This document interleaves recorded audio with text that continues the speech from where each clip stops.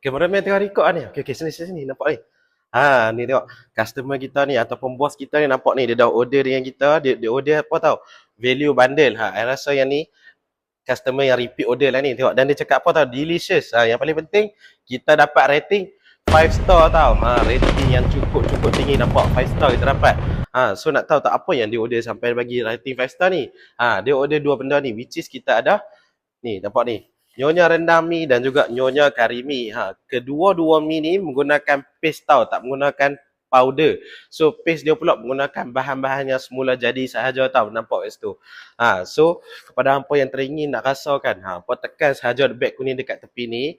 Dekat situ kita tengah ada harga trial pack tau. Yang mana harga trial pack ni dia terhad kepada 100 orang yang terawal saja. So takkan hangpa nak tunggu lagi kan? Pastilah kena dapatkan sekarang. Tekan sekarang beg kuning dekat bawah tu. Kepada hangpa yang dah order, dah repeat order, dah makan banyak kali kan, saya nak ucapkan terima kasih banyak-banyak sangat dengan bos yang tadi tu yang bagi rating 5 star tu. Saya nak ucapkan terima kasih juga kepada hangpa yang belum dapatkan lagi. Dapatkan sekarang kita punya Nyonya mi rendang dan juga mi kari ni, okey.